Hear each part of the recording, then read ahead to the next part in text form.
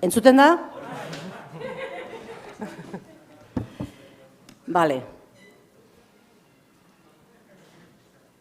Ongi etorri, eskerrik asko etortzeagatik. Bueno, abenduaren 17an inauguratu genuen Neandertal izeneko erakusketa. Erakusketa hori zabalik egongo da apirilaren 9 arte, eta erakusketa horren inguruan ekintza desberdinak antolatu ditugu. Erakusketa hori zenbait erakundei eskere antolatu da, Euskal Herriko Unibertsitatea, Ikerbasque, Gordailua, Eusko Jaurlaritza, Gipuzkoako Foru Aldundia, Arrasateko Udala, Aranzadi eta Arrasate Zientzia Elkartea, Arrasatekoa. Ekintza desberdinak antolatu dira, bizita asko eduki dugu, agian pentsatzen genuen baino gehiago, jende nagusia pasau da, baina ikasleak ere bai. Arrasateko ikastetxe desberdineko ikasleak eta kanpotik ere talde batzuk etorri dira. Horrekin batera, ekintza desberdinak antolatu dira, eta ekintza horien artean daukagu 3 hitzaldi. Eta gaur lehena daukagu, lehenengo hitzaldia. Gero beste 2 hitzaldi egongo dira, hemen dauden aurrian Marijo Iriarte eta Álvaro Arrizabalaga, arkeologoak dira bisak, Euskal Herriko Unibertsitatekoak, Marijo Ikerbasquekua, eta Álvaro ezagutzen dago oso ondo, egindako lanak berak zuzenduin jauelako bai Lesetxikin eta bai Labekoko ban, eta agian gero bukaeran, hitzaldiaren bukaeran, zenbait galderen inguruan oso interesantia izan daiteke aportatu dezaketena beraiek. Eta, noia aurkeztera María Martinón Torres. María Martinón Torres es médico y paleoantropóloga, es doctorada en Medicina y Cirugía, especialidad en Evolución Humana por la Universidad de Bristol y Antropología Forense por la Universidad Complutense de Madrid, y actualmente es la directora del Centro Nacional de Investigación sobre la Evolución Humana. Es catedrática honoraria del Departamento de Antropología de University College de Londres, es miembro del equipo investigador de Atapuerca desde 1998 y es coinvestigadora principal del proyecto Atapuerca desde 2019. Su investigación se centra en la evolución de los primeros homínidos de Asia y de Europa. Lidera o ha liderado varios proyectos de investigación relacionados con la evidencia dental en la República de Georgia y en China, y ha publicado más o menos 100 o más artículos científicos. Ha impartido también muchas conferencias y, como dato importante, tiene una serie de premios que no vamos a nombrar todos, pero como dato importante decir que en el año 2019 se convirtió en la primera española en recibir la medalla Rivers Memorial del Instituto Antropológico Real de Gran Bretaña e Irlanda, que es la institución académica más antigua del mundo dedicada a la antropología, en su sentido más amplio. Y sin más le doy la palabra a María, y luego al final sí que me gustaría que le preguntáramos, que aclaráramos las dudas que tenemos. Eskerrik asko. Buenas noches y muchísimas gracias por la presentación. Muchas gracias a todos. Si me lo permitís, me voy a quitar la mascarilla. Yo creo que estamos lejos unos de otros. A ver si no lo desmonto.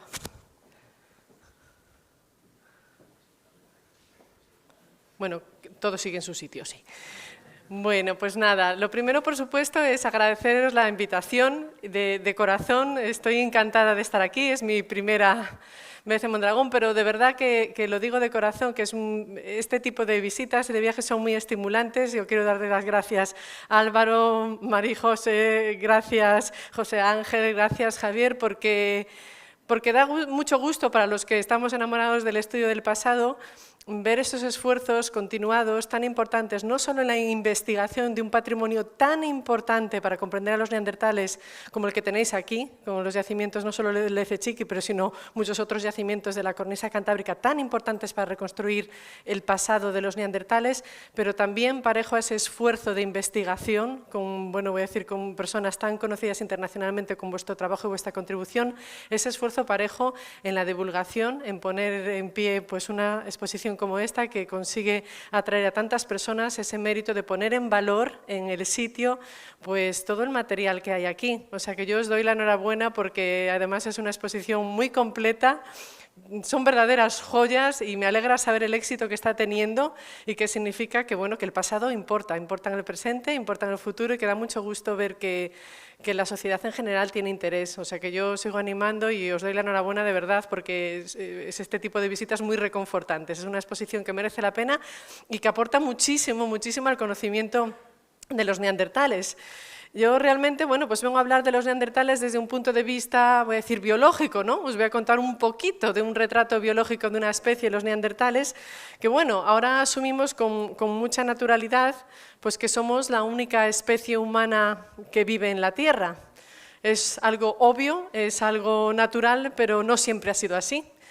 Podemos decir que hasta prácticamente ayer, en términos geológicos, ¿no? Casi nada, un anteayer, estábamos compartiendo la Tierra con otra especie humana, también inteligente, los neandertales, con quienes compartimos muchas cosas, compartimos territorios, compartimos recursos, llegamos a tener hijos en común, hablaremos de ello más adelante, pero desde luego lo que sí es interesante es que gracias al esfuerzo y a la investigación de muchos antropólogos y muchos arqueólogos, algunos de los que están aquí, hoy tenemos un retrato de los neandertales completamente diferente, gracias a la investigación que se ha hecho en las últimas décadas, del que se tenía cuando se descubrieron los primeros fósiles.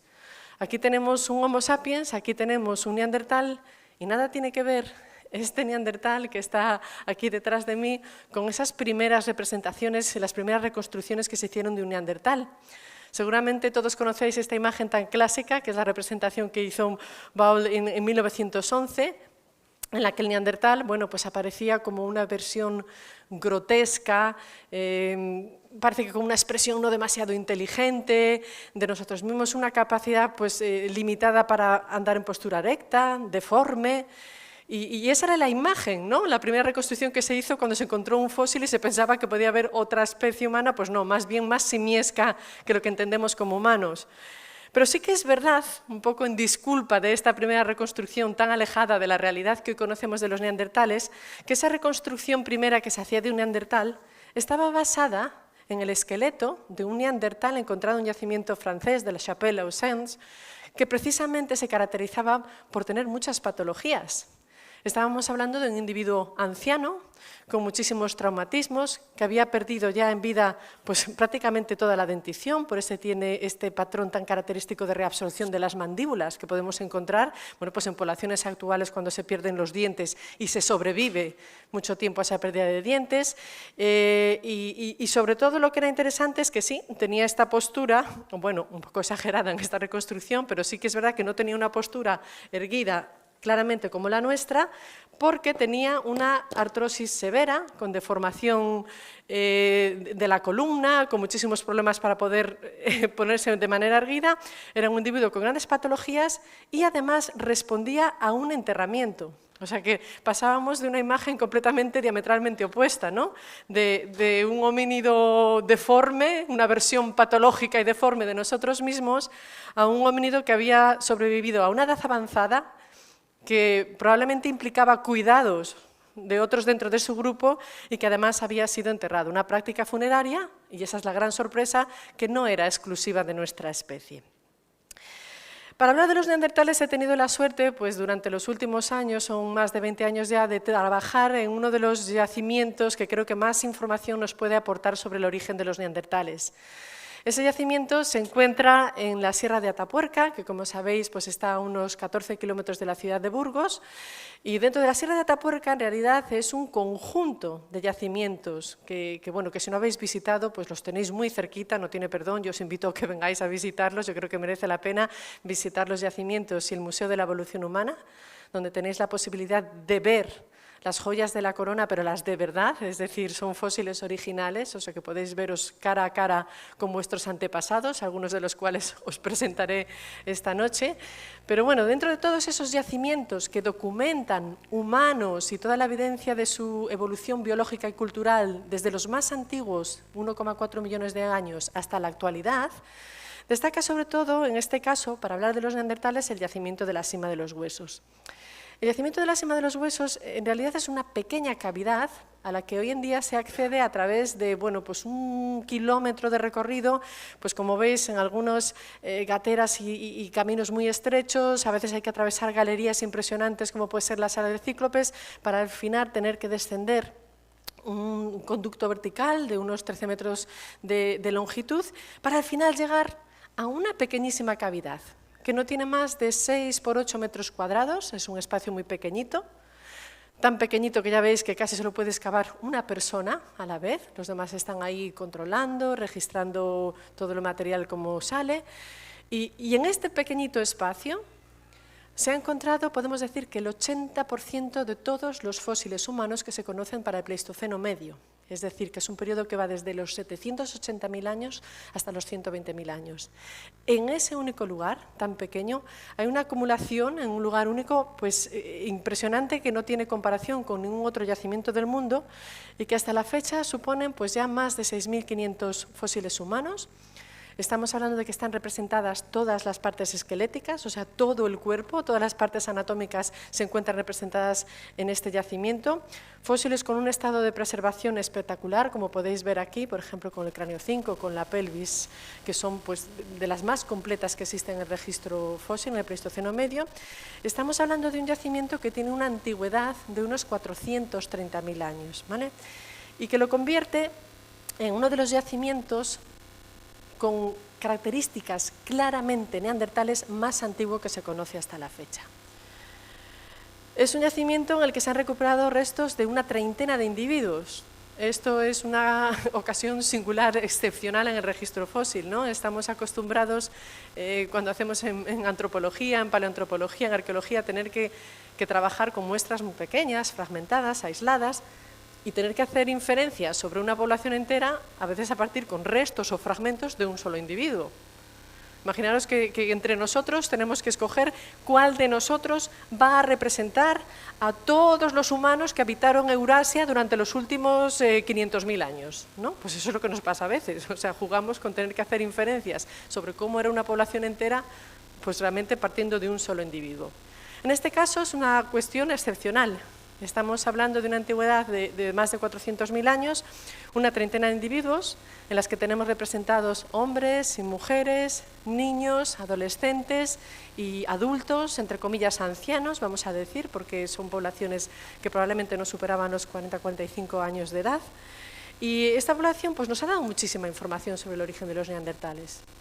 Muchísima porque con una muestra fósil tan completa y tan variada y también conservada, pues tenemos muchísimos datos, pues se pueden investigar muchos aspectos. Bueno, aspectos a lo mejor sobre cuál era la fisionomía, ¿no? El aspecto físico de estos individuos. En este caso, como una población preneandertal, estamos hablando de individuos muy robustos, no excesivamente altos, como no lo eran los neandertales, en comparación con los primeros Homo sapiens. Por ejemplo, un primer Homo sapiens podemos calcular que son los que llaman los humanos anatómicamente modernos, podían tener a lo mejor unos 75, unos 77. Aquí a lo mejor de media podemos estar hablando de unos 65, pero unos 90 kilos de peso como media. Estamos hablando de individuos hiperrobustos, con unas corticales de hueso tremenda, una masa muscular importantísima, y bueno, pues eran unos homínidos corpulentos, fuertes, y que realmente podemos hacer muchas inferencias sobre cuál era su aspecto. Pero desde el punto de vista de la taxonomía, es decir, a qué especie pertenecen estos homínidos, lo que tenemos claro es que representan, podemos decir, las raíces de los neandertales. Es la población humana más antigua que tenemos en la actualidad, con características claramente neandertales.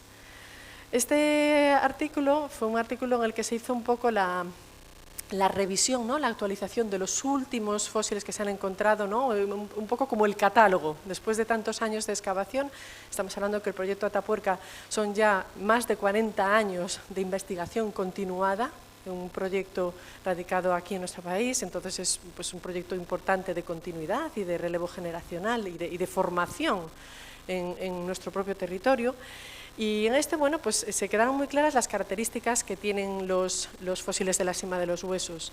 Por una parte, los dientes, que ha sido el tema principal en el que he trabajado yo, en el que me he especializado, son unos dientes tipiquísimos de los neandertales, ¿no? Estamos hablando de más de 500, ya pueden ser casi 600 dientes, en todas las clases dentales, que presentan todo lo que se le pediría a un neandertal de bien. O sea, todo lo que esperes que tenga un neandertal en los dientes lo tienen los homínidos de la cima de los huesos, a pesar de tener pues, una antigüedad como de 430.000 años. Entonces, la parte de las mandíbulas y los dientes es claramente neandertales, y luego tenemos los cráneos. Hasta la fecha tenemos hasta unos 17 cráneos y otros fragmentos. Claro, esto es excepcional. Yo no sé si es un símil un poco, voy a decir, antiguo, pero igual no sé si todos tenéis familiaridad con aquellos calendarios, ¿no? Los calendarios Pirelli, los que salían todos aquellos bellezones por mes y tal. Yo digo, el calendario Pirelli de verdad, perdón, es este. Entonces aquí tenéis todas las bellezas y da para todos los meses del año, que son los 17 cráneos de la SIM hasta el momento, que nos aportan muchísima información sobre la especie, pero además cada uno de ellos nos aporta una propia historia, ¿no? Siempre digo que esta colección te da la historia, si queréis con mayúscula, la historia de la especie, de la evolución de los neandertales, pero cada uno de ellos será un individuo con una historia particular y algo que contar. Ponía en la diapositiva anterior, bueno, pues un guiño también aquí a los yacimientos y a Lecechiqui. Hay muchas cosas que nos hermanan, ¿no? A Atapuerca y también Lecechiqui. Por ejemplo, los dientes que se han encontrado son dientes que tienen mucha similitud con los dientes de Atapuerca, o sea que yo creo que de alguna manera hay parentescos. Y también tenemos mucho paralelismo también con la historia de la evolución de los osos. Precisamente en la sima de los huesos, un poquito más antiguo, tenemos también esta especie, Ursus de Nigeri, que bueno, es que es una maravilla, es que los especímenes que están ahí en la exposición son espectaculares y los osos pues realmente es una especie muy interesante que estaba comentando antes con Álvaro, porque son especies que tienen una historia evolutiva un poco en paralelo con los humanos, o sea que a nosotros nos interesan, aunque nos gustan mucho los humanos, también nos gustan mucho los osos, y la verdad es que merece la pena que ya lo habréis hecho todos los que estáis aquí, pero que os acerquéis a ver los osos que tenéis aquí en la exposición. Entonces, bueno, pues un poco lo que tenemos aquí pues es la historia, ¿no? de todos estos individuos que nos aportan muchísima información y bueno, nos aportan información sobre su biología y también de alguna manera los huesos también pueden servir para aportarnos información sobre su modo de vida, ¿vale? Su comportamiento, sobre el estilo de vida, los problemas a los que se enfrentaron. Por ejemplo, si nos centramos en la mandíbula y en los dientes, pues es muy característico prácticamente toda la mayoría de los fósiles que tenemos de mandíbulas y dientes presentan enfermedad periodontal. La enfermedad periodontal sería aquí este borde alveolar, que es donde se encajarían los dientes. Como veis, está muy rugoso, eso significa que está inflamado, que probablemente haya algo de inflamación, de manera que ese borde va bajando y va de alguna manera descalzando los dientes.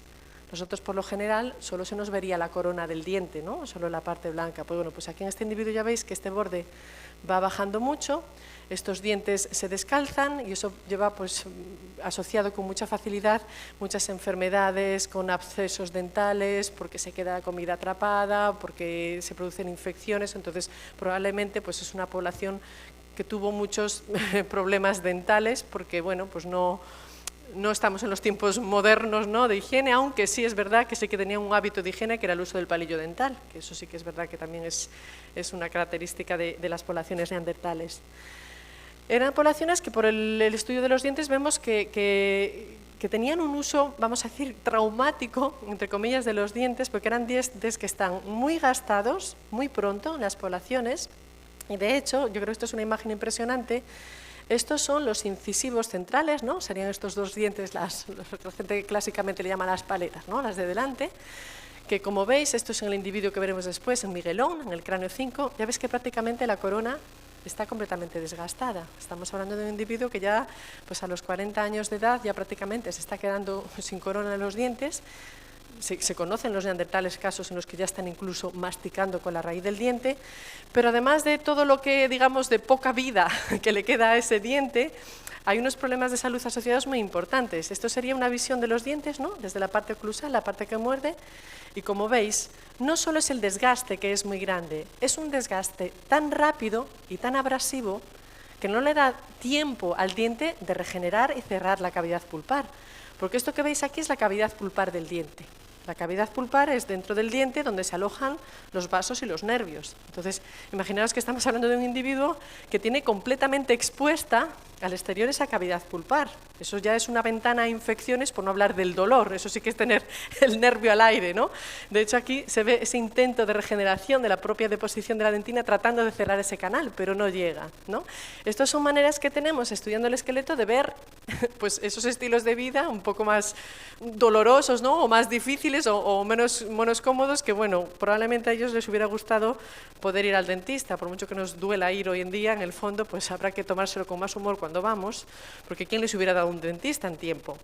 Y de hecho, hablando de los problemas dentales, uno de los más clásicos y más representativos, pues que seguramente ya lo conocéis, es el caso del cráneo 5 de Miguelón, a quien podéis conocer en persona si vais al museo. Está el de verdad, o sea que podéis verlo frente a frente y conoceros. Entonces, Miguelón, además de ser uno de los cráneos más completos que existen de una población preneantal en todo el mundo, tiene una historia particular, lo que hablábamos antes, ¿no?, de la historia con mayúsculas y la historia con minúscula. Este individuo sufrió un impacto, una fractura en un diente, os enseñaré ahora una foto mejor, que lo que hizo fue provocarle pues, una infección que le afectó a toda la región de la cara, de la parte izquierda, toda la región hemifacial. De manera que toda esta zona está toda inflamada, remodelada, estamos hablando de un flemón en condiciones.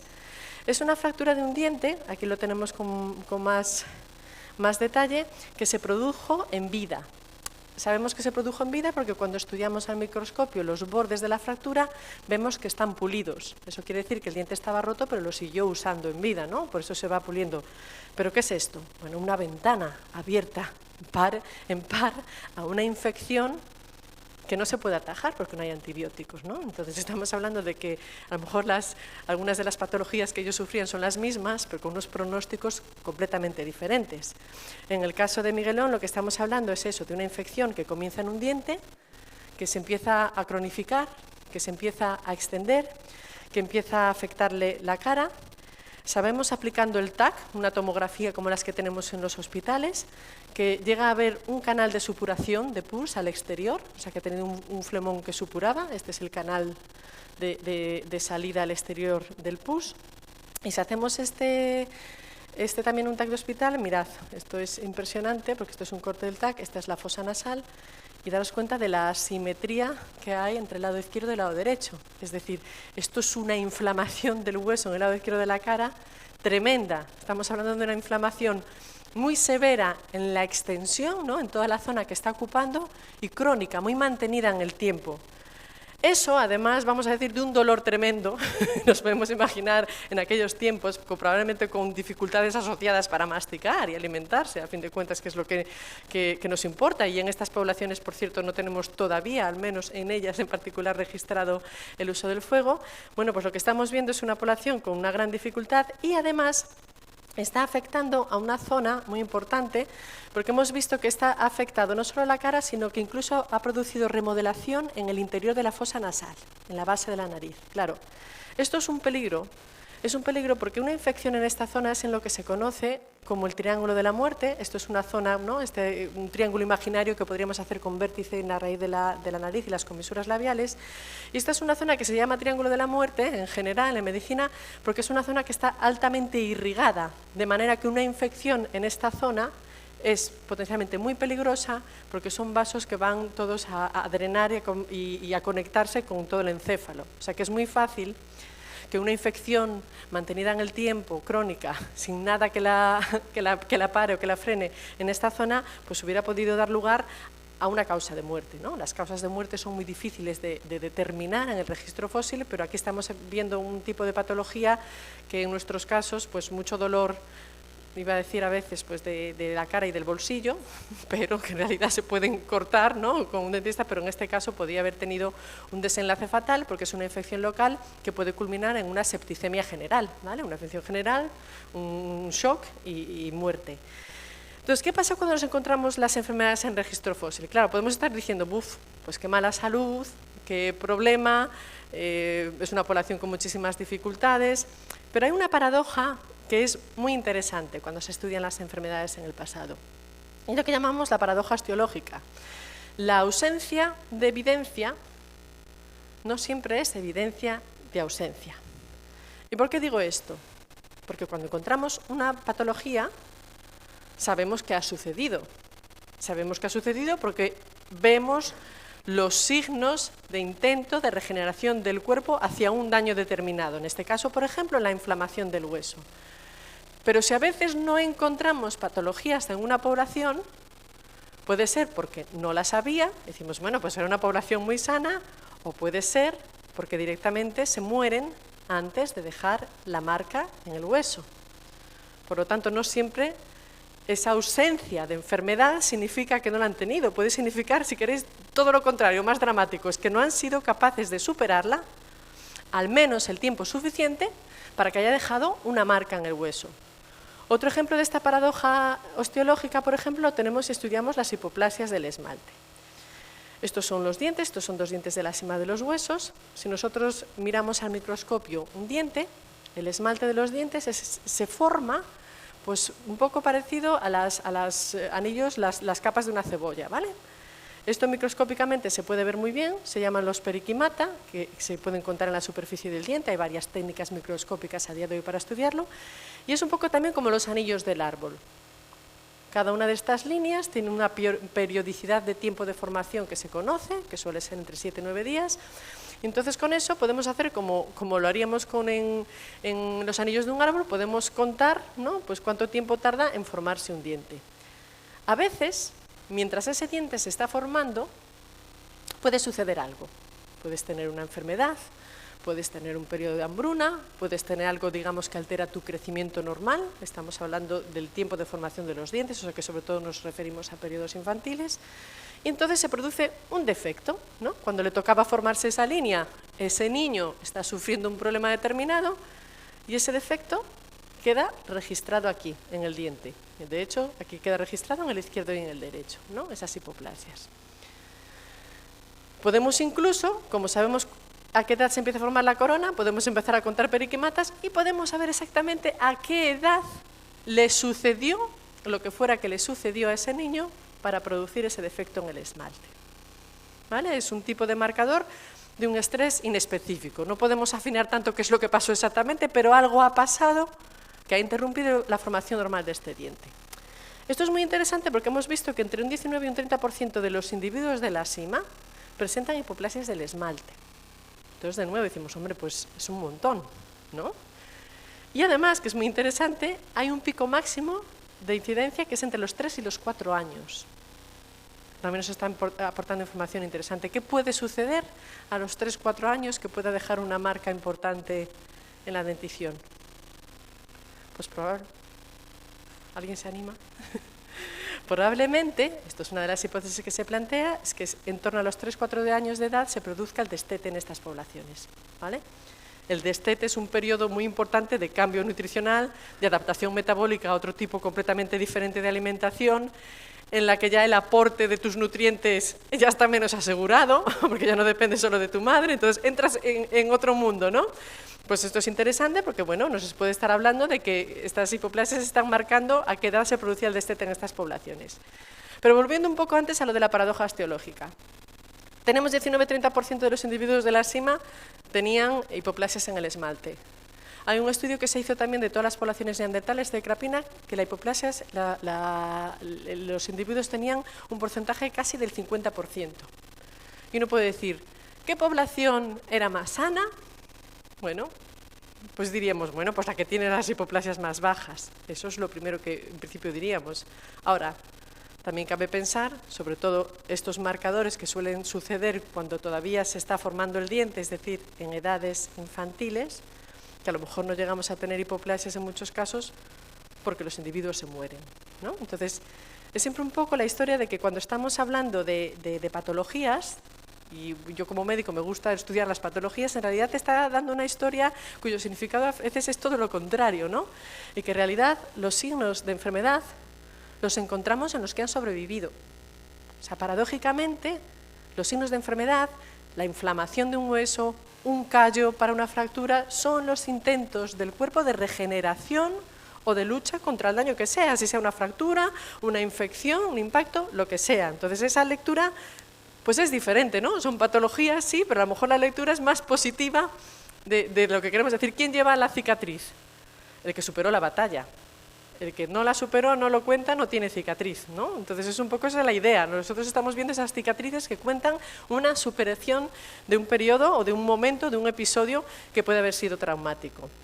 En la misma línea, por ejemplo, tenemos un caso muy bonito también en la cima de los huesos, que es el de una plagiocefalia. Esto es una deformación craneal que se ha producido en una niña de unos 9 años de edad en la que se ha producido una fusión prematura de una de las suturas craneales, ¿no? Los individuos, sabéis, si lo conocéis por los niños, como nuestro cerebro tiene que crecer bastante, ¿no? Una vez hemos nacido, tiene que seguir creciendo durante mucho tiempo, las suturas craneales no se sueldan hasta más tarde para permitir que la caja que contiene el cerebro siga creciendo, ¿vale?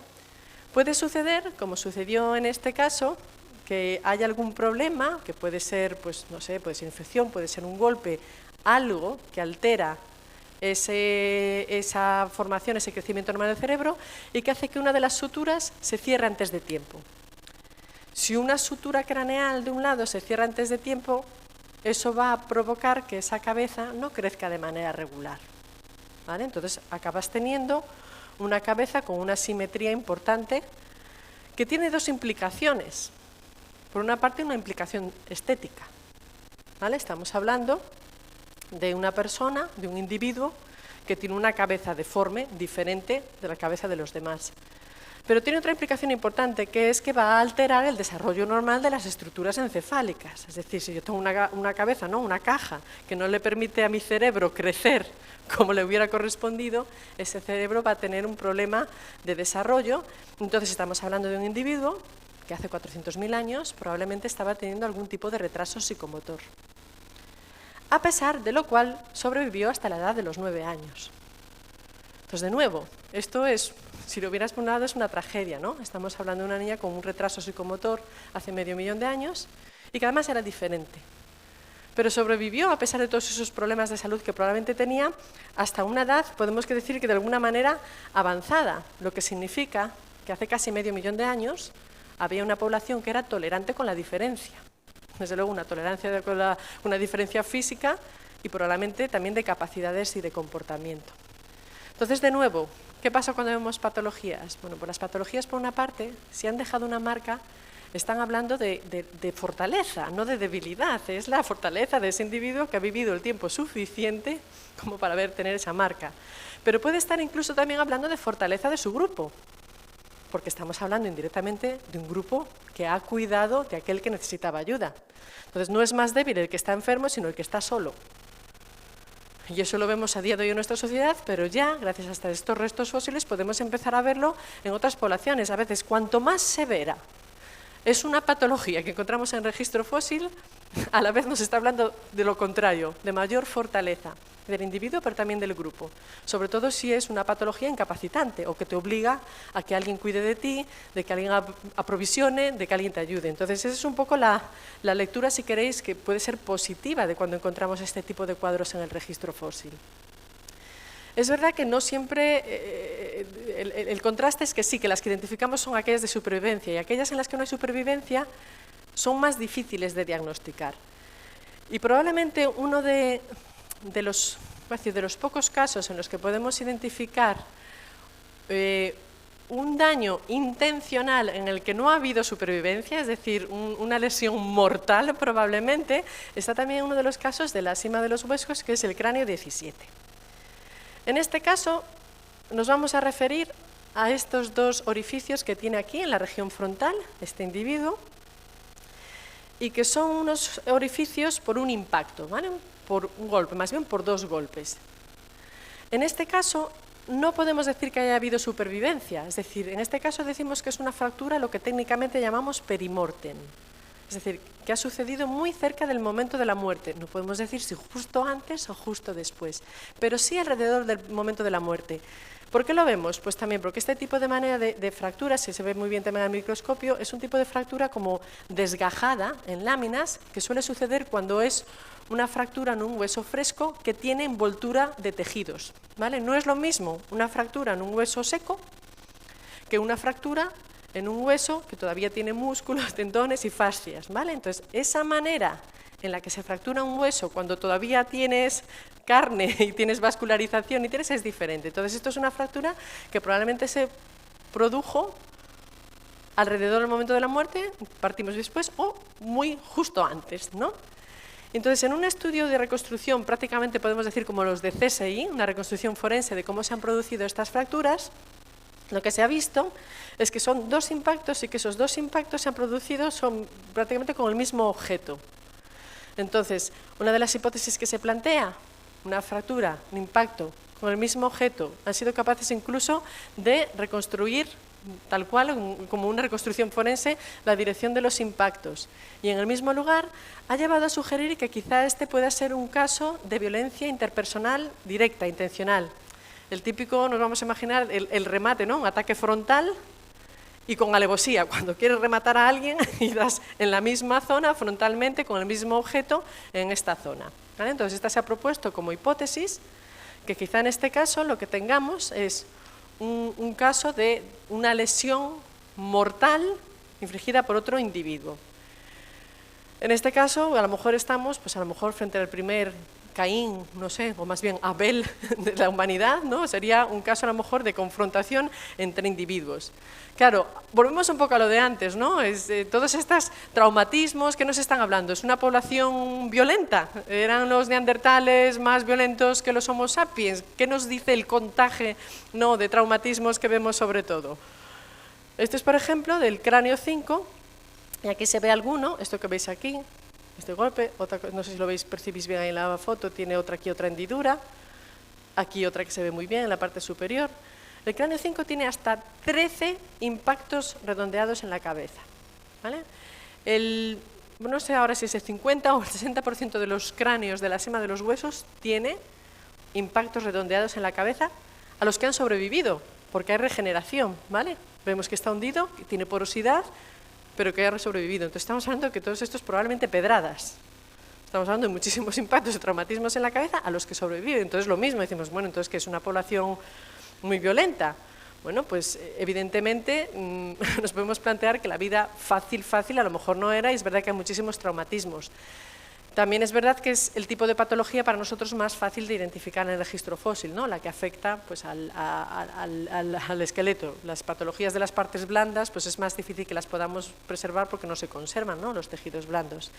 Pero sí que es interesante porque, bueno, nos preguntamos muchas veces, ¿no?, si somos más violentos, ¿no?, esa visión tan pesimista de nosotros, somos una especie violenta, nos matamos los unos a los otros. Bueno, lo que hemos visto es que si hacemos ese contaje de traumatismos, los neandertales tienen bastantes, o sea, vamos a decir que entre el 80 y el 90% casi, podemos decir, de los individuos neandertales identificados tienen algún tipo de traumatismo. Pero que esos traumatismos, ese porcentaje es muy similar al que tienen los primeros sapiens, ¿vale? O sea, que no podemos hacer una distinción que digamos claramente que los neandertales tenían más traumatismos que tenían los homo sapiens. Pero además hay estudios muy interesantes que han tratado de abordar esta cuestión, es decir, ¿somos los humanos una especie violenta? ¿Somos más violentos de lo que cabía esperar?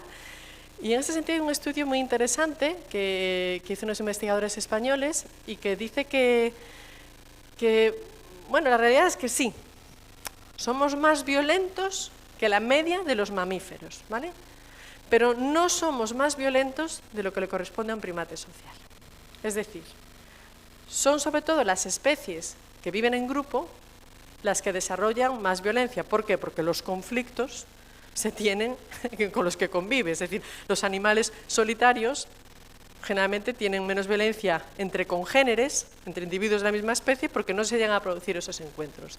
Entonces, lo que dicen estos estudios es que sí somos más violentos que un mamífero como media, pero no somos más violentos de lo que nos corresponde como primate. Y es más, estos estudios lo que además dicen, y yo creo que es la gran esperanza, es que esos niveles de violencia se pueden modular a lo largo de la historia. Es decir, que somos capaces, a través de la cultura, de modular esa violencia, o sea que es muchas veces dependiente de momentos históricos, de sistemas políticos o de creencias en un momento determinado, ¿no? Entonces, en el fondo, pues sí puede haber una pulsión violenta, no mayor de la que nos corresponde como primate, como animal social y además primate en comparación con otros, pero una violencia que puede ser modulable, ¿vale? Entonces ahí nos queda un poco un margen para esa esperanza, o sea que no todo es tan malo, tenemos todavía un margen de maniobra en ese tipo de violencia, aunque es una violencia pues que ha cambiado, ¿vale? Antes era una violencia, si queréis, más cara a cara, que la sigue habiendo. En los tiempos de hoy pues hay unas violencias masivas a distancia, ¿no? Que muchas veces pues no se puede matar a distancia y mucho más fácil, cambia un poco, si queréis, ese formato. Entonces, con estas cosas vamos conociendo un poco a estas poblaciones preneandertales y neandertales. Otras cosas que son así curiosas, interesantes, por ejemplo, es si estudiamos pues, la caja torácica de los neandertales, ¿no? Hablábamos antes de que los neandertales es una especie más robusta que los Homo sapiens, son más bajos, o sea, son más robustos, más anchos y más bajos, ¿no? Nosotros somos más estilizados, más altos, más espigados, podemos decir. Ellos tienen mucha masa corporal y cuando estudiamos el tórax, pues tiene una forma también diferente. Esto sería un sapiens, ellos tienen un tórax como más abierto, más acampanado, y los neandertales llegan a tener hasta un 20% más de capacidad pulmonar que un sapiens. Un 20% es un montón. Entonces yo siempre pienso, también digo como médico, que le llegue un médico y le tenga que calcular las dosis que le tiene que dar de algo a un neandertal, va a tener que ajustar mucho, porque cambia bastante la cosa. Entonces esto ha dado a muchos debates que todavía no están resueltos, pero son interesantes, porque dice, ¿por qué tiene? Si tiene esta capacidad pulmonar mayor, es porque realmente tiene una capacidad mejor para moverse, tiene más capacidad pulmonar que los Homo sapiens, o es porque tiene un gasto mucho mayor. O sea que a lo mejor con esa masa corporal tan grande tiene un gasto metabólico altísimo simplemente para su día a día, para poder moverse, y eso requiere que pulmonarmente necesita mayor capacidad para poder responder a las demandas de su día a día, ¿no? O sea que la lectura ahí no está tan clara. O sea que a lo mejor este cuerpo, esta movilidad tiene una limitación y necesitan poder responder a esas demandas energéticas que son mayores que las nuestras. Entonces simplemente vemos esa diferencia y habrá que ver un poco si puede ser un condicionante.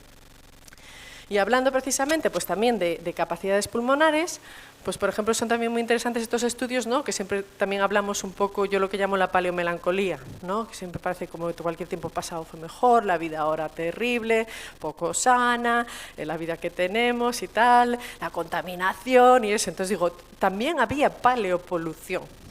Y esa paleopolución viene, hay unos estudios que han demostrado que existe la paleopolución sobre todo con la utilización de las cuevas, ¿no? Cuando empezó la moda de las cuevas y los fuegos, ¿no? Pues he visto, y hay una serie de estudios que han demostrado que puede haber una alta toxicidad por la inhalación de las toxinas, por el humo, y que en las cuevas hay un alto contenido de cobre y de zinc relacionado pues, con las cenizas repetidas en los sitios. Y hay unos estudios genéticos, digo, pobres los neandertales que siempre contamos la historia nosotros, ¿no? Pero hay unos estudios genéticos que dicen que a los neandertales les falta o tienen en menores frecuencias una mutación que facilita el metabolismo, la detoxificación de estas toxinas, que en Homo sapiens sería más alto, o sea que podríamos estar, en teoría, mejor preparados para detoxificarnos ante estos humos y cenizas continuados del que tendrían, por ejemplo, los neandertales. Entonces, esto por dejar un poco ahí, pues cositas, ¿no? Que pudieran ser diferentes o similares a nosotros. Y después, por ejemplo, podemos ir al cerebro, ¿vale? Todo el mundo sabe, y si no lo sabemos hoy, que los neandertales tenían un gran cerebro. Un cerebro como el nuestro o incluso más grande. Es verdad que cuando hablamos de más grande, tenemos que corregir un poco también por el tamaño corporal, ¿vale? O sea que proporcionalmente la cantidad de cerebro que tienes tiene que ser proporcional a tu tamaño corporal, pero estamos hablando que tanto Homo sapiens como neandertales teníamos cerebros muy grandes, 1.300 centímetros cúbicos, 1.500 centímetros cúbicos, los homínidos de la cima un poco más bajo, ¿vale? A lo mejor podían estar en torno a los 1.100 centímetros cúbicos, pero el caso es que los dos eran especies, somos especies con cerebros muy grandes, ¿vale? Con grandes desarrollos cognitivos. La diferencia principal no está en el tamaño, sino, como veis, en la forma. Los Homo sapiens tenemos unas cabezas mucho más globulares, unas cabezas más elevadas, como más esbeltas, y los neandertales tienen sobre todo unas cabezas elongadas, unos cráneos bajos y aplanados. Aquí tenemos unos esquemas, aquí tendríamos un Homo sapiens y aquí un neandertal. Aprovecho aquí para ver también las grandes diferencias que hay en nuestra morfología facial, ¿vale? Nosotros somos, los Homo sapiens somos los homínidos sin cara. Realmente tenemos toda esta región facial plana, son caras planas, tenemos nariz. Es una característica muy nuestra, esta nariz que tenemos, pero cara realmente no tenemos. Esta es una región que está plana, incluso hundida. Sin embargo, los neandertales tienen lo que se conoce como el prognatismo facial, ¿no? Son caras enormes, muy proyectadas, es muy específico de ellos. Pero sobre todo si nos referimos a la forma de la cabeza, veis que nosotros tenemos cabezas como muy altas. Ellos tienen cabezas más alargadas, que tienen además esta protrusión, esta protuberancia que se llama pues, el moño occipital. Y sobre todo una de las características principales más singulares de la cabeza de los sapiens, que es como la que nos distingue, es que tenemos aquí en la cabeza lo que se llama el abombamiento parietal. Y sería lo típico que si todos nos tocamos aquí la cabeza, estas esquinas que tenemos, ¿no? La esquina redondeada aquí justo en la cabeza, este es el abombamiento parietal aquí atrás, que es específico y podemos decir incluso único de Homo sapiens. ¿Vale? Es una de esas características, como te encuentres un cráneo con el abombamiento parietal, pues ahí dices, bueno, esto sí que ya tiene todas de ser un sapiens. Eso y el mentón, la barbilla. Esas son las cosas. Entonces, ¿qué pasa? Nosotros tenemos el abombamiento parietal, los neandertales no lo tienen. ¿Qué quiere decir eso? Claro, lo primero que decimos es, nosotros tenemos un desarrollo de una parte del cerebro que los neandertales no tenían. En algo se tendría que notar, ¿no? Hay unos estudios muy bonitos en los que han hecho, utilizando cráneos de niños, neandertales y sapiens, y de adultos, han hecho una reconstrucción de cómo es el crecimiento del cerebro en sapiens y en neandertales. Y lo que han visto es que unos y otros alcanzamos grandes cerebros, pero por vías diferentes, y que sobre todo en el periodo neonatal, en los 2 primeros años de vida, en el caso de sapiens se produce lo que se llama la fase de globularización, ¿no? En la que se nos desarrollan los parietales un montón, y en el caso de ellos no. ¿Vale? Entonces tienen una forma diferente, los neandertales estarían aquí y los sapiens aquí. Entonces los neandertales carecen de ese tipo de abombamiento típico de los sapiens. Entonces uno dirá, ¿qué quiere decir eso? ¿No? Algo querrá decir. Si tenemos una parte del cerebro, los parietales más desarrollados y ellos no, ¿qué querrá decir? Bueno, es muy difícil, ¿no?, asignar una función específica a una zona específica del cerebro, pero sí que se ha visto que es muy importante toda la relación frontoparietal para lo que se conoce como la memoria operativa. La memoria operativa es un tipo de memoria que nos permite ir acumulando conceptos según te dan dando información. Es decir, lo que estáis haciendo ahora, que estáis ligando lo que yo estoy diciendo ahora con lo que dije en la diapositiva anterior, ¿no? Esto es muy útil porque nos permite ir acumulando información para los pensamientos complejos, ¿no? Y se ha dicho que precisamente el desarrollo parietal es muy importante para este tipo de memoria operativa que te permite acumular e integrar muchos conceptos. Entonces digo, bueno, pues puede ser importante, ¿no? Entonces decimos, va, es que nosotros teníamos una memoria operativa mayor que la de los neandertales y pues ahí nosotros lo estamos contando y ellos no. Y entonces digo, puede ser, evidentemente había diferencias. Pero siempre pienso que la historia de los neandertales se cuenta de una manera un poco injusta, ¿no? Porque es el relato del vencedor, ¿no? Es la versión de los hechos, la cuento yo. Pero si decíamos antes que tienen una cabeza tan grande como la nuestra o más, lo que no tenga aquí lo habrá tenido que meter en otro sitio, ¿no? Entonces estamos acostumbrados a hacer un poco el checklist de yo tengo esto y él no lo tiene, pero si viniera él le diría, ¿y yo qué? Tú no tenías esto otro. Entonces, ¿dónde pueden haber metido los neandertales ese trozo de cerebro que no tenemos aquí? Bueno, es muy difícil. Pero un poco por dejaros la idea de que no, que hay que hacer esa lectura, ¿no? Que estamos acostumbrados de hacer esa lectura utilizándonos a nosotros como la medida, ¿no? La medida de lo bueno. Si tú quieres una especie evolucionada de la lista, lo que tienes que tener es esto, esto y esto, y él no lo tenía. Si ellos pudieran hacer otra lectura, a lo mejor descubriríamos otras cosas. Es interesante, por ejemplo, que los neandertales sobre todo tienen un mayor desarrollo de toda la parte occipital, que os contaba antes. Toda la parte del lóbulo occipital es una zona que está muy implicada en la visión. Entonces, bueno, pues a lo mejor ellos tenían otro tipo de agudeza visual que probablemente no viniera nada mal para una especie acostumbrada a vivir en las altas latitudes en Europa, donde había muy poca radiación ultravioleta en comparación con la luz que puede haber en zonas tropicales como África, ¿no? Y de hecho hay unos estudios muy interesantes hechos por nuestro grupo también en el CNIE, por Sofía Pereira, por Emiliano Brunner, que incluso cuando estudian la relación espacial de las órbitas y el cerebro, ven que por lo general los neandertales tienen mayor espacio, o sea, menos conflicto espacial para tener órbitas grandes que lo que tenemos nosotros, porque tenemos unas órbitas que se acercan mucho ya al lóbulo temporal, o sea que nuestro ojo tiene un problema de espacio. Nuestros ojos no podían crecer tanto como podían crecer los ojos de los neandertales. O sea que a lo mejor, esto es una hipótesis que lanzo simplemente como pensamiento, oye, a lo mejor los neandertales, con un desarrollo mayor del lóbulo occipital y unas cuencas oculares a lo mejor mayores, o con mayor espacio para el crecimiento de los ojos, tenían una precisión de visión muchísimo mayor que nosotros, de capacidad de distinguir cosas, o no lo sé, ¿no? Estamos hablando de capacidades que nos es muy difícil de imaginar porque nosotros no las tenemos, ¿no? Estamos acostumbrados a pedirles a ellos que tengan lo que nosotros teníamos, pero no nos podemos hacer el ejercicio inverso, es muy difícil, ¿no? Y esto un poco por seguir hablando de la situación de los neandertales. Y ya un poco hablando de comportamiento, volvemos a la sima de los huesos, ¿vale? Entonces, en la sima de los huesos hemos encontrado una treintena de individuos en una cavidad. ¿Y qué hacen ahí? ¿Cómo han llegado ahí? Bueno, pues una de las hipótesis con las que se trabaja, y es la hipótesis que a día de hoy tiene más apoyo, es que la acumulación de los homínidos de la sima de los huesos es una acumulación intencional, una acumulación antrópica, es decir, esos cuerpos han sido llevados allí por otros miembros del grupo. ¿Vale? Si estamos hablando de esto, estaríamos hablando al menos de un tipo de comportamiento mortuario, es decir, hay un tratamiento del muerto, ¿no? Algo que digamos que de alguna manera excede la utilidad. A unos me diréis, ¿hay otros animales que apartan los cuerpos de los que se mueren? Pues sí, ¿no? El olor a la muerte, las hormigas lo hacen, ¿no? Sacan a las hormigas muertas como quien saca la basura, ¿no? O porque tienes miedo de que vengan depredadores al olor de la carroña, o los escondes. Cuando empieza a haber un tipo de comportamiento pues más específico, más dedicado, que excede la utilidad, ¿no? Como puede ser en este caso llevar los cuerpos a un lugar de no fácil acceso, pues ya empezamos a ver a lo mejor que puede haber, sobre todo en una especie tan encefalizada, ya puede haber una autoconsciencia, ¿no? Un reconocimiento del otro, una acumulación de cuerpos antrópica, el comienzo probablemente pues, del comportamiento mortuario más antiguo que se conoce. E incluso dejamos abierta la posibilidad de que pueda ser un comportamiento funerario.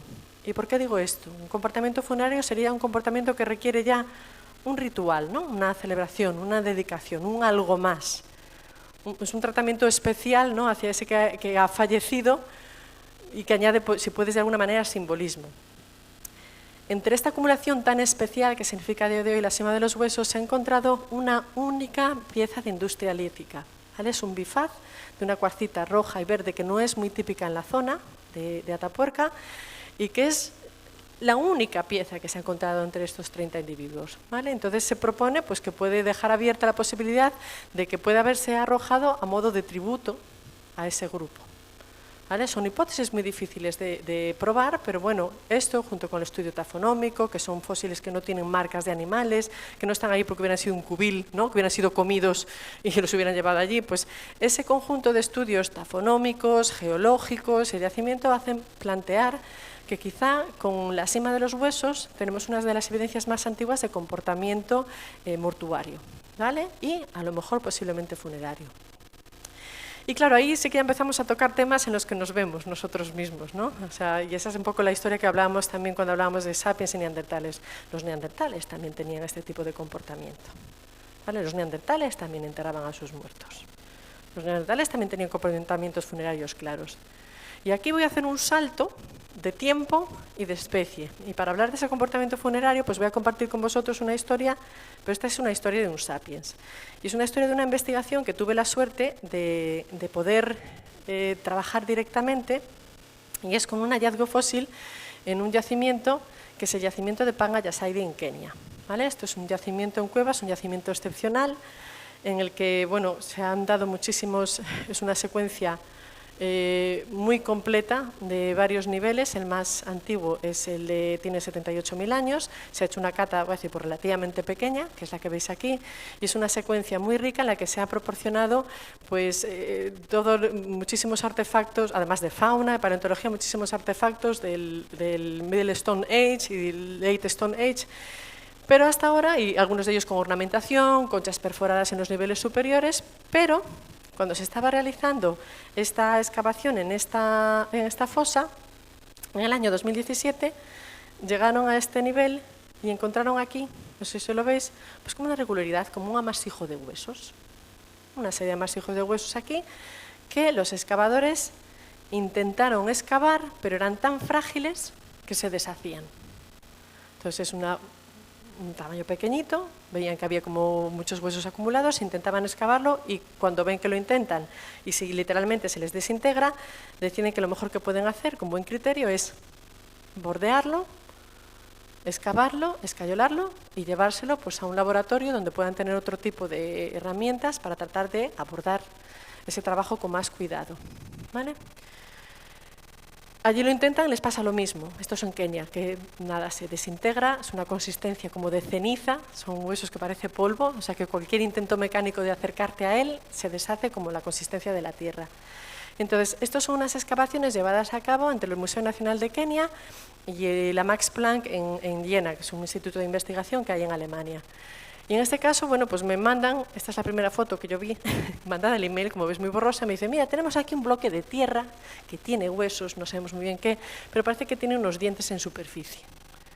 ¿Qué te parecen los dientes? Como era el tema al que me dedicaba, dice, pues ¿te parecen que pueden ser humanos? Dijo, pues me parece que sí, pero si me mandas una foto un poquito más afinada, pues será mejor. Y entonces luego me mandan ya estas fotos. Y aquí, como veis, lo que teníamos era un bloque de tierra, con un hueso con una fragilidad, con una preservación pésima. ¿No ves que está completamente agrietado? Apenas puedes ver más que sombras y, eso sí, maravillosos como siempre, los dientes en superficie. Entonces, lo único que puedo decir en ese momento es decir, lo que tienes dentro, claramente así, no lo sé, pero esos dientes sí son humanos, ¿vale? Y son humanos y son de un niño. Porque algunos de ellos son dientes de leche, luego ya pudimos hacer un estudio más afinado y estos son dientes de un niño. ¿Qué más hay en su interior? No lo sé, pero tenéis un problema de conservación muy delicado y yo pues ofrecemos la posibilidad de estudiarlo en el CNIE porque tenemos laboratorios de conservación y restauración, pues gente muy capacitada, tenemos técnicas de imagen que te permitirán escanear, ¿no? Hacer una radiografía, una microtomografía de ese bloque y ver un poco lo que puede haber en su interior. Y bueno, pues así fue la suerte que me traje este bloque sin saber lo que me traía. Así me lo traje, como diríamos los gallegos, en el colo, en el avión, en el regazo, y trajimos este bloque de zapella de tierra, empezamos a trabajar, a hacer escáneres, y lo que vimos es que mucho no se veía. Mucho no se veía porque los huesos tenían la misma consistencia prácticamente que tiene la tierra, estaban ya casi a punto de desaparecer. Pero eso sí, en su interior dijimos, por lo menos lo que veo es que en el interior hay más dientes y que empezamos a ver, bueno, otras estructuras, no se ve muy bien lo que. Entonces, durante un año estuvimos literalmente excavando de manera física, tratando de aproximarnos lo más posible que podíamos al hueso y combinándolo con estas técnicas de imagen para tratar de ver lo que había en su interior. Esas excavaciones, bueno, pues me diréis, ¿qué se ve allí? No se ve nada. ¿Vale? Está allí, nos fuimos aproximando aquí. Esto que vemos aquí es una columna vertebral. Y esto que les están saliendo aquí son las costillas. Entonces aquí, columna, costillas. Y un poco fragmentos de omóplato, de la escápula. Y aquí unos dientes. Seguimos excavando un poquito, lo mismo. Se van levantando los fragmentos y las costillas, que están completas. Seguimos avanzando la excavación y seguimos viendo, bueno, pues que está realmente todo. Aquí ya empieza a aparecer del lado izquierdo la otra escápula, el otro omóplato, está la columna, estas son las dos primeras costillas, esta es una clavícula que está completa, que luego aquí se ve que está completa, que está muy inclinada, y entonces, claro, la sorpresa fue que realmente lo que estábamos viendo es que lo que teníamos allí dentro de aquel bloque no eran unos restos aislados de unos dientes, estábamos teniendo prácticamente el esqueleto de un niño, el esqueleto de un niño que está articulado. Es decir, que tiene prácticamente todos los huesos, que esos huesos están en posición anatómica. Aquí tenéis, por ejemplo, la mandíbula está perfectamente incrustada en su sitio con el arco cigomático y los dientes que estáis viendo aquí son dientes que eran dientes de leche que aún no tenían ni la raíz y se conservaban intactos en su sitio, casi parece milagrosamente en el aire. Entonces, ¿qué es lo que estuvimos viendo con mucho trabajo? Que en realidad lo que teníamos eran, aquí veis que se veía la sombra en el yacimiento, lo que había aquí. En realidad lo que teníamos preservado era el esqueleto parcial de un niño de no más 3 años de edad en una posición flexionada y lateral, en la que todos los huesos estaban articulados, no estaban desplazados o mínimamente desplazados. Y todos esos desplazamientos se podían explicar en el curso de la descomposición de un cuerpo. Cuando un cuerpo se descompone, todas las partes blandas se van a ir deshaciendo, de manera que las articulaciones se van soltando. ¿Vale? Entonces eso puede producir unos pequeños desplazamientos. Lo que estábamos viendo hacer nuestra reconstrucción es que lo que teníamos era un niño en posición de cúbito lateral, flexionado sobre su lado izquierdo, y había pocos movimientos, los movimientos ya, como veréis, realmente las costillas seguían, las vértebras completamente articuladas, la mandíbula en su sitio, solo había 2 movimientos un poco particulares e interesantes, que era por una parte, me diréis, la cabeza, que es una cabeza que está girada, ¿no? Porque si estuviera acostado tendríamos que encontrárnosla así, pero nos la encontramos girada a 90 grados respecto al cuerpo, y, que os enseñaba antes, la clavícula, ¿vale? Que es una clavícula que se ha puesto completamente vertical. claro, en toda nuestra investigación de qué es lo que podía haber pasado aquí, que eso es la tafonomía, ¿no? La tafonomía es la historia de los huesos más allá de la muerte, ¿no? ¿Qué le pasa a los huesos una vez que se muere hasta que nosotros lo encontramos? Lo que vimos aquí es que ese desplazamiento casi de 90 grados vertical de las clavículas suele suceder en aquellos enterramientos en que la parte superior del cuerpo está amortajada o tiene un sudario, algo que ejerce una presión importante en la parte superior, en los hombros, de manera que cuando se sueltan esos ligamentos y esos músculos, hace que esa clavícula gire unos 90 grados. Entonces, eso por una parte. Entonces nos hacía inferir que esa parte de ese cuerpo podía haber estado a lo mejor envuelta en un sudario, una mortaja de carácter natural de la que no nos queda resto, o, desde luego, enterrado muy apretadito, ¿vale? Porque está hablando de una presión determinada. ¿Y la cabeza qué? Pues esta dislocación de la cabeza de 90 grados es muy típica, que se encuentra en aquellos enterramientos en los que la cabeza se pone sobre un tipo de soporte o almohada perecedera, de manera que cuando esa almohada se descompone, se vacía, se genera un hueco y la cabeza bascula y se gira. Entonces, si tenéis la oportunidad de revisar, y lo se ve mucho en la literatura, cuando esa cabeza desaparece la almohada, esa cabeza por el propio peso, el redondeo, gira y se queda a 90 grados. Entonces, esto es un poco una reconstrucción de lo que pasa. Se aplana el tórax, la cabeza se bascula y sobre todo creemos que es esto porque, ¿no? Esto es un poco la historia de lo que luego tú te encuentras, ¿no? En esta dislocación de la cabeza, lo que suele suceder en estos casos es que las 2 o 3 primeras vértebras se sueltan en bloque con la cabeza. En vez de quedarse en el lado de la columna, se van con el cráneo. Y aquí lo que teníamos es que tenía esas 2 vértebras, 3 primeras vértebras completamente todavía agarradas al cuello. Y esto sería otra visión por delante.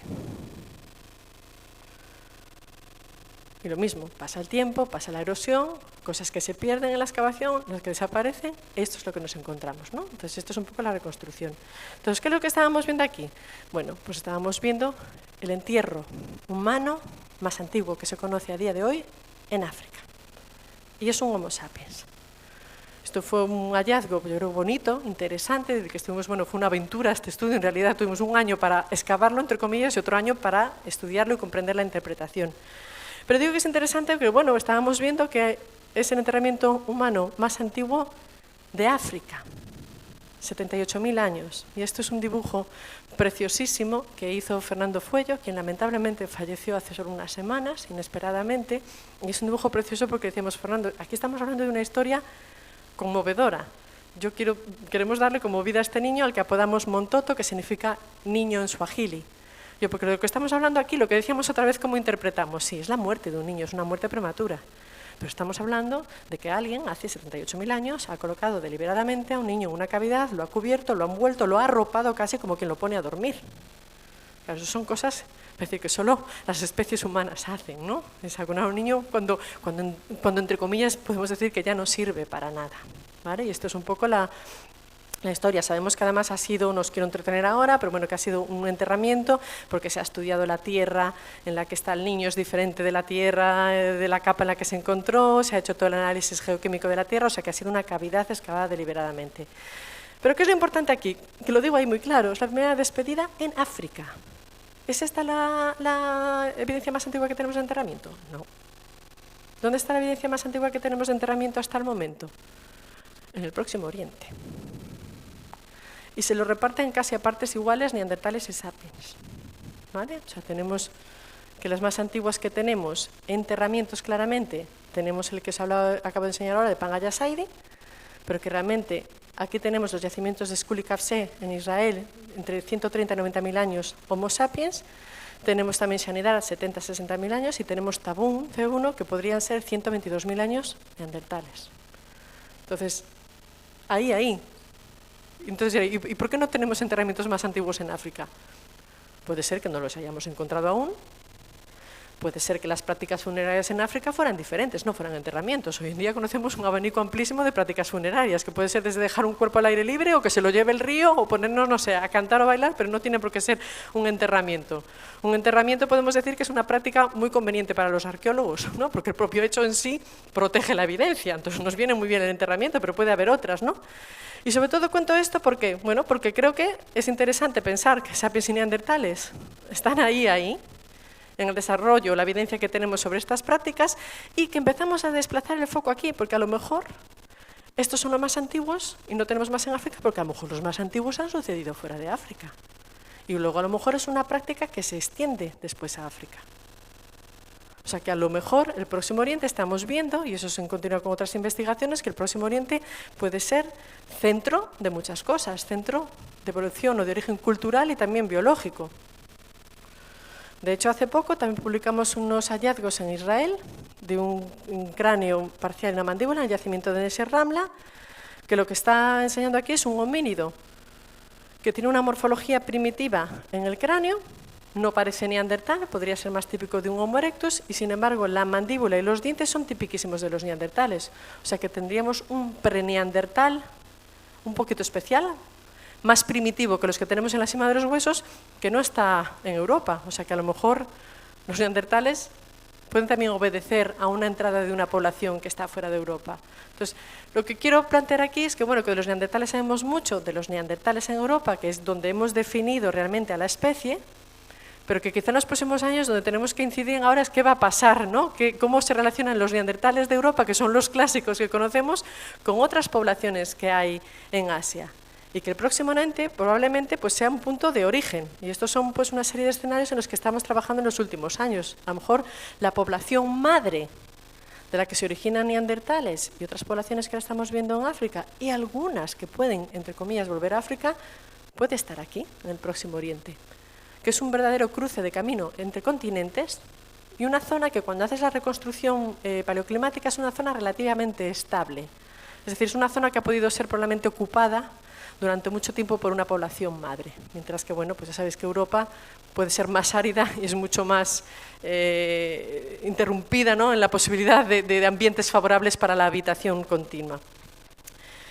Y con esto, claro, ya veo que ya me estoy extendiendo mucho, nada, pues acabo un poco con esta idea de que digo de los neandertales que nos queda por saber muchísimo, muchísimo de ellos, pero muchísimo, voy a decir, no solo en Europa, sino neandertales en el Próximo Oriente, voy a decir, y neandertales en Asia, en China. Igual me lanzo mucho yo a la piscina, pero creo que en los próximos años igual nos llevamos alguna sorpresa. Y que, por ejemplo, hay yacimientos, pongo aquí un ejemplo pues, del yacimiento de Maba, que tiene unos 200.000 años, si no me equivoco, que está aquí en China, y que tiene una serie de características que se han identificado como muy típicas de las poblaciones preneandertales, en particular muy parecidos, por ejemplo, a las de la cima de los huesos. Entonces, a lo mejor lo que tenemos que estar esperando es que los neandertales también tienen hermanos en Asia. Lo que pasa es que los neandertales es una especie que a lo mejor, bueno, lo que conocemos es el neandertal en Europa, pero que puede tener un linaje hermano con otra manifestación física, fenotípica y cultural completamente diferente. Pero esto que estoy diciendo tampoco es ninguna sorpresa. ¿Por qué? Porque seguramente habéis oído hablar de los denisovanos. Los denisovanos, hasta ahora hablábamos de sapiens y neandertales. Y hace 10 años nos viene con la sorpresa de que en el análisis de este huesecito mínimo del dedo de la mano, que no nos dice nada sobre el aspecto de la especie, en un yacimiento en Siberia, en la Denisova Cave, hacen el ADN y encuentran un ADN que no es sapiens ni es neandertal. Es otra cosa que no sabemos lo que es. Y se le ha llamado denisovanos. Y los denisovanos es un grupo humano, no sabemos cómo es, porque realmente solo tenemos este huesecito, que está muy próximo a los neandertales. Y que además ha hibridado también con los Homo sapiens. O sea que no solo los sapiens tenemos algún ADN de neandertales, sino que los sapiens, sobre todo del sureste asiático, también tienen ADN de denisovanos. Cuando se hizo el análisis de ADN de la cima de los huesos, el ADN nuclear reveló algo que en el fondo no era sorpresa, y es que la cima de los huesos estaban muy cerca de los neandertales, ¿vale? Entonces la gente dice, ¿son neandertales? ¿Son preneandertales? ¿Son heidelbergensis? Bueno, eso es una pelea de nombres, pero en realidad es claramente relacionados con los neandertales. Pero la gran sorpresa fue que cuando se analizó el ADN mitocondrial, se vio que el grupo más próximo a la cima de los huesos eran los denisovanos. ¿No? Es decir, ¿cómo puede ser que una población que nos encontramos en el extremo más occidental de Eurasia esté próximamente relacionada con otra que está en el extremo más oriental de Eurasia? Y con la gran diferencia que existe entre ellos de cronología. Encima de los huesos 400.000, los denisovanos ahora pueden estar en un rango de unos 100.000 años. Bueno, muchísimas preguntas todavía hay que contestar, pero lo que estamos viendo es que dentro de Eurasia hay poblaciones que en algún momento han compartido una historia genética común. Y quizá estos denisovanos de los que estamos hablando sean una versión asiática de un neandertal, o el neandertal asiático, de alguna manera, de la que sabemos muy poco. Pero bueno, yo creo que tenemos que estar preparados porque cada vez más vemos rasgos que considerábamos que eran típicos o exclusivos de neandertales, empiezan a aparecer en Asia. Y no sabemos muy bien qué hacer con ellos, ¿no? Y yo creo que es algo que veremos en los próximos años y que tenemos que estar preparados a entender qué es lo que hay en ese registro fósil. Sea lo que sea, sabemos que, bueno, sapiens y neandertales eran diferentes, pero también otras cosas eran parecidos, y tan parecidos que a pesar de ciertas dificultades, bueno, pues hibridaron. De tal manera, bueno, pues que a día de hoy todos tenemos en nuestra sangre algo neandertal.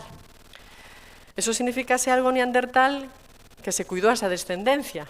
Es imposible, sería ya literatura un poco, hasta que aparezca otro tipo de hallazgos, saber si esas relaciones, esos mestizajes, fueron con amor, fueron con violencia, sea lo que sea, alguien cuidó de esos hijos. Si no, esa herencia genética no se hubiera mantenido, y eso es interesante. Entonces, lo que sabemos, por otra parte, es que de ese intercambio genético, Homo sapiens ganó muchas cosas. Y que de ese 4% de ADN, más o menos, que tenemos neandertal, hasta un 50% de ese 4% son genes relacionados con la inmunidad. Lo que significa que probablemente nuestra mezcla con los neandertales nos dio armas nuevas para ocupar otras partes del planeta. Nosotros éramos una especie africana que tardó bastante en extenderse, ¿no? Entonces, quizá de ese cruce nosotros ganamos algunas ventajas. O sea, que fue un cruce que hubo una selección positiva, sobre todo se ha visto en muchos genes relacionados con el sistema inmune y con la defensa, importantes para adentrarnos en nuevos territorios. También sabemos que, bueno, que la hibridación podría haber afectado la fertilidad del linaje neandertal. Se han descrito algunos casos de incompatibilidad, sobre todo en los casos en los que una madre sapiens tiene un hijo con un cromosoma Y neandertal, ¿vale? Entonces ahí muchas veces probablemente dirá a problemas de embarazo y de aborto, y poco a poco, claro, lo que tenemos que pensar es que las extinciones no siempre son meteoritos, ¿no? Como los dinosaurios, y que las extinciones no tienen que ser un enfrentamiento violento, sino que las extinciones, como lo vemos en el día a día y en los despoblamientos y en la España vaciada, son fenómenos poquito a poco en los que un grupo le va ganando el pulso al otro. Entonces, el resultado es que, lamentablemente, los neandertales ya no están aquí. Yo creo que hubiera sido interesante, no sé si para ellos lamentablemente, pero para nosotros yo creo que es una pena que los neandertales no estén aquí. Y yo creo que, bueno, que eso es un poco nuestro trabajo, conseguir que aunque ellos físicamente no estén vivos, sí a través de nuestro trabajo los podamos traer de vuelta, como, bueno, estáis haciendo aquí con una exposición tan maravillosa y con todo el trabajo que estáis haciendo en los yacimientos neandertales de esta zona. O sea que, bueno, todos contribuimos un poco a que los neandertales no se hayan ido del todo. O sea, muchísimas gracias.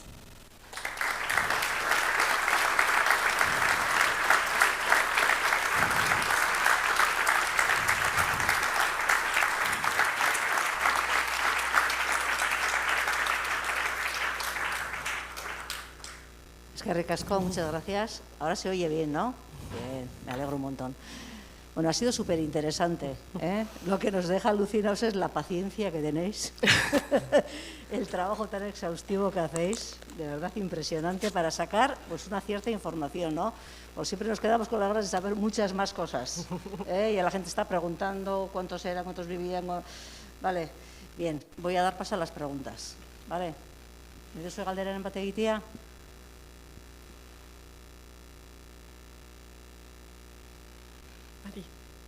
Bien. ¿Quién va a preguntar? ¿Alguien ha levantado la mano? Allí al fondo. Ah, allá al fondo. Bien, igual te llevo el micrófono.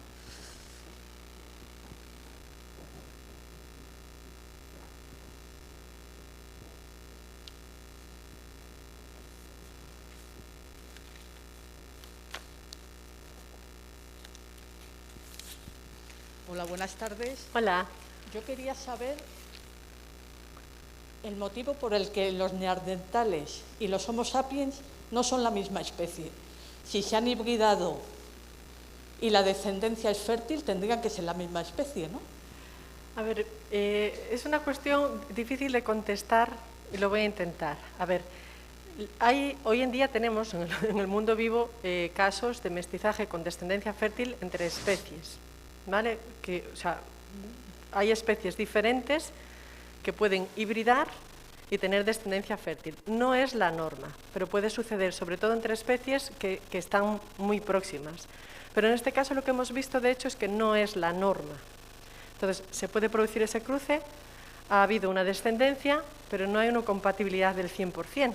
De hecho, se está demostrando ciertos problemas de compatibilidad con los neandertales y una de ellas, una de las especies, ha salido perdiendo. Entonces, es posible que pueda haber hibridación, pero en estos casos suele ser algo marginal y probablemente, pues a lo mejor en grupos, cuando hay problemas en grupos pequeños, cuando no encuentras con quién aparear, entonces no es la norma. Entonces, posible es que entre especies diferentes haya hibridación. Sería diferente si es la norma, o si pudiéramos decir que nosotros somos hijos de la mezcla igual de sapiens y neandertales. Pero realmente yo creo que una cosa clara es, para decir que somos especies diferentes y que no somos esa mezcla igual, ¿no?, homogénea de mestizaje, es el hecho de que precisamente, si hubiera habido una mezcla, podemos decir así, continua y natural y buena, bueno, pues a día de hoy no sería solo un 4%, ¿no? Tendríamos que tener mucho más de ese ADN neandertal. Pero sobre todo en el registro fósil, los últimos neandertales tendrían que ser un poco menos neandertales, ¿no? O los sapiens. Tendría que haber como una morfología a lo mejor más híbrida.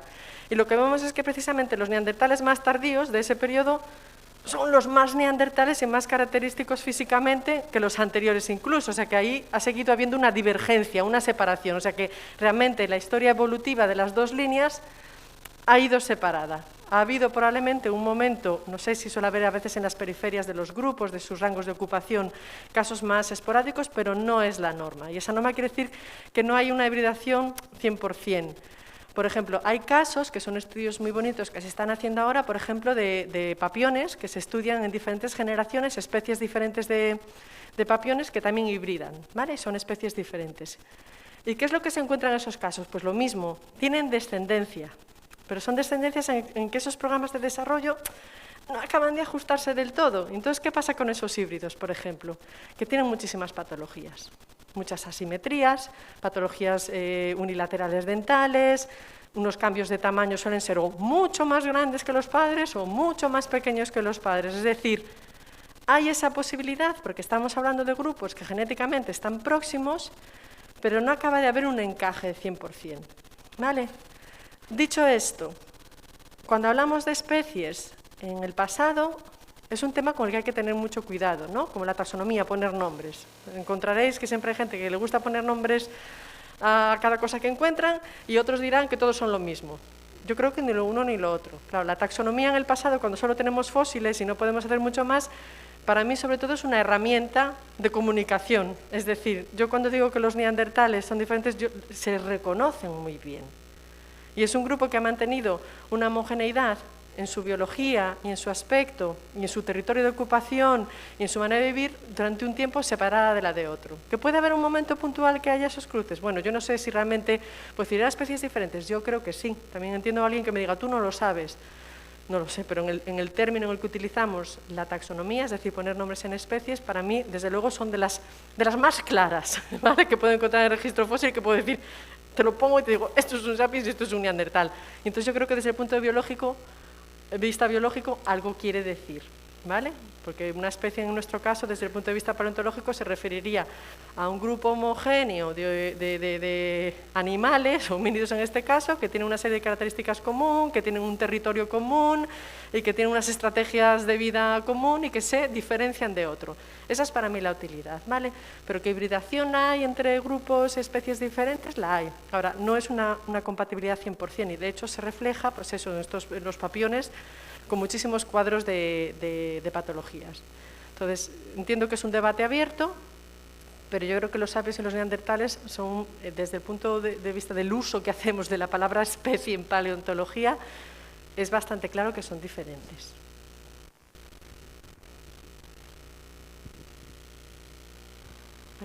Buenas tardes. En primer lugar, mi agradecimiento a los organizadores, a los cuales les animo a que sigan en esta actividad, y por supuesto también a la ponente, ¿no? Cuando hablamos de que hay un 4% de genes de los neandertales en los humanos actuales, ¿eso es una media? ¿Hay unos que tienen un 1% y otros, yo que sé, un 15%? Y si fuese así, ¿hay una diferencia de comportamiento en función de los genes de los neandertales que tenemos actualmente? Mira, muchas gracias. Nada, lo que te puedo así contar, así simplificando mucho, cuando decimos entre 1 y un 4% es porque sí que se ha visto que hay una porción de la población, dependiendo de dónde seamos, que tiene mayor cantidad de genes neandertales, ¿vale? Entonces, sobre todo se ha visto que esos genes neandertales, sobre todo, hay en poblaciones no africanas. Durante un tiempo se creía que las poblaciones africanas no tenían genes neandertales, ahora se ha visto que sí, pero hay una distribución geográfica. Hay poblaciones en las que tienen más, en las que se ha seleccionado más esos genes, y entonces proporcionalmente tienes más y otros menos. Entonces, es una media según la zona geográfica en la que estás. Lo mismo pasa con el ADN de los denisovanos. Las poblaciones del sureste asiático tienen mucho más, pues se ha preservado ahí más, se ha seleccionado y se ha mantenido ese ADN. Es muy difícil saber exactamente, ¿no? Porque es que, decir, como los genes no funcionan un gen, por lo general, ¿no? Un gen, un comportamiento, un gen, una enfermedad. Son multifactorial, hay muchísima regulación. Lo que sí se sabe es que muchos de esos genes mayoritariamente están implicados en inmunidad. Exactamente qué, para qué o qué te confería es muy difícil afinar. Habrá estudios que te digan, de los neandertales hemos heredado, que lo habréis oído, la dependencia de la nicotina y los neandertales no fumaban, ¿vale? No. Pero entonces dice, no, es que tienen una mutación que se ha visto que está más frecuente en las personas que tienen una adicción. Claro, yo creo que esa buscar una explicación, ¿no?, de un resultado de un gen aislado, yo creo que es un poco peligroso. Entonces, yo creo que no se conoce de esa manera tan fina cuál es el resultado de la implicación. De hecho, yo creo que ninguno de nosotros. Es probablemente simplemente una cuestión frecuencial de algunos genes que en su mayoría han conferido, iba a decir, defensas o protección hacia las infecciones. Pero no, que yo sepa, no hay nada específico. También hace poquito salió, igual lo oísteis también, hemos heredado de los neandertales un gen que nos hacía más proclives al COVID. Y otra vez, los pobres neandertales que dirán, dejadme descansar en paz, pero no hay. Entonces, ¿qué pasa? Se ha visto que las personas que tenían un COVID más severo tenían una mutación que se vio que era más frecuente en neandertales, y hombre, sí, pero no sabemos por qué. Es que a lo mejor esa mutación le estaba dando una ventaja en otra cosa, y cuando nos enfrentamos a ambientes nuevos, esa ventaja ya se quedó obsoleta, pero es decir, no podemos hacer esa lectura. Entonces, que yo sepa si específico realmente no hay, sobre todo sistema inmune y defensa, pero no claramente qué es lo bueno o lo malo. Eso sí, algunos de esos genes se ha visto que se han seleccionado positivamente, es decir, que no solo se han quedado ahí colgando, sino que la evolución los ha fijado, por lo que probablemente en nuestra historia evolutiva han proporcionado una ventaja adaptativa.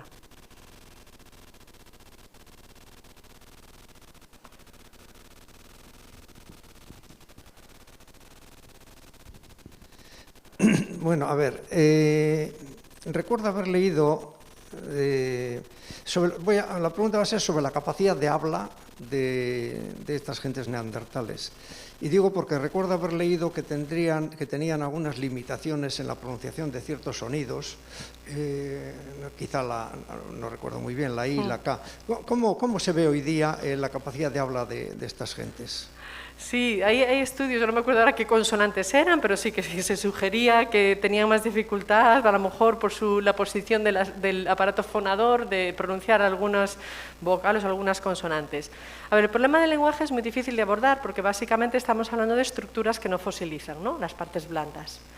Entonces, ¿cómo nos aproximamos? Nos aproximamos, por ejemplo, estudiando la forma del hueso hioides, que es este huesecito que tenemos aquí colgando en el que se insertará la laringe, entonces que según la forma pues te puede dar una orientación del tipo de sonoridad que tienes, si se parece más a un animal o se parece a otro. Otra forma de estudiarlo es estudiando la forma del cerebro y ver si aquellas zonas que nosotros están implicadas en el lenguaje, en esos cerebros de ellos están desarrolladas o no. No tenemos los cerebros, pero sí tenemos la impresión que los cerebros dejaban en el cráneo, ¿no? Y podemos hacer vaciados, una reconstrucción de cómo era el interior. Y luego hay otras maneras de estudiarlo, que yo creo que son trabajos muy bonitos que se han hecho precisamente en el seno del equipo de Atapuerca, de Ignacio Martínez, que han estudiado el lenguaje, una aproximación a través del estudio de la audición. Entonces, en estos casos, han estudiado los huesecillos del oído Y se ha visto que esos huesecillos del oído son diferentes entre las diferentes especies. Y que esos huesecillos del oído lo han estudiado pues, una serie de especies y de fósiles, y también lo han estudiado en primates y en chimpancés. A través del estudio de los huesecillos del oído podemos inferir en qué frecuencias una especie está preparada para escuchar. No todas las especies oyen los mismos rangos de sonido, ¿no? A veces los silbatos de algunos animales que nosotros no percibimos y todo eso, ¿no? Entonces, con esos estudios se ha visto que las poblaciones de la cima de los huesos están preparadas para escuchar unas frecuencias que, si no me equivoco, están entre los 3 y los 5 kHz, que son muy similares a las de los humanos modernos, ¿vale? Y por lo general asumimos que una especie está preparada o adaptada a escuchar los sonidos que produce, ¿no? Entonces, en este caso podemos decir, no sé si lo utilizaban o no, pero tenían el software, ¿no? O sea, estaban preparadas para escuchar unas frecuencias muy similares a las del habla. Afinar tanto si tenían un lenguaje articulado como el nuestro y tal, por ahora es muy difícil técnicamente. Ahora, si me preguntas, yo creo que desde luego con las poblaciones neandertales estamos hablando de poblaciones que me parece muy difícil mantener la complejidad de su comportamiento sin un sistema de comunicación muy fino y de muchos matices. Entonces, si yo creo que articulado, si no es articulado como el nuestro, con nuestras vocales y nuestro alfabeto, evidentemente no, pero que yo creo que por el tipo de comportamiento, de organización social, tendríamos que estar hablando de un tipo de comunicación muy fina y muy sofisticada. Pero bueno, es un tema muy interesante y muy esquivo, claro. Pero bueno, a través de la audición yo creo que se han dicho cosas bonitas y que realmente neandertales, pero neandertales de la cima, escuchaban frecuencias muy similares a las nuestras, y muy diferentes, por ejemplo, de las que tienen los Australopithecus, ¿no? La especie a la que pertenece Lucy. Eso es mucho más parecido, por ejemplo, a un chimpancé. Bale, beste galderaren batero, norbaitek nahi du komentarioren bat egitea, ero?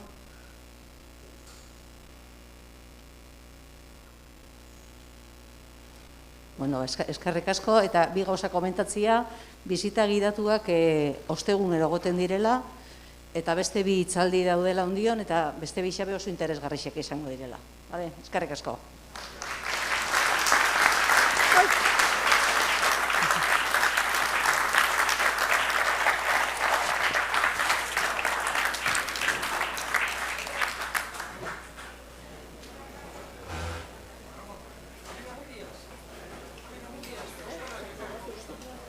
Sí, no, pobre, ya, sí. Sí, me dejaron una. Que va.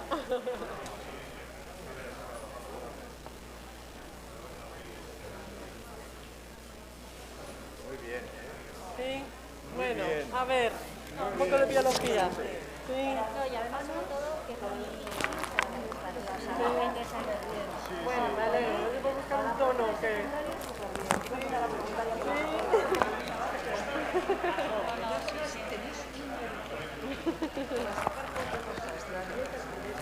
Mucho ingenio, ¿verdad? Tenemos una habilidad Para hacernos hablar hay que discurrir. Sí. Torturar mucho a la información para... y de mantener el equilibrio de lanzar hipótesis, pero con base. Tampoco. Sí, Me encanta. bueno, muchísimas gracias. Qué joven que me quieres, por Ay, qué rica.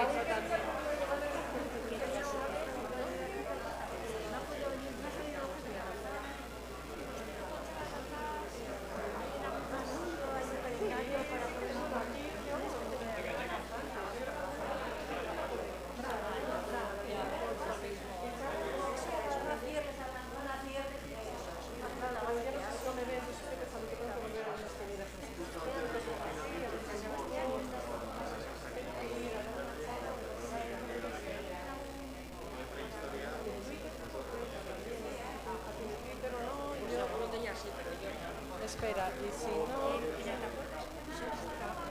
Sí. Sí, pues seguida tenés que ir a ver al museo, a Burgos, y las visitas guiadas al nacimiento, merece la pena.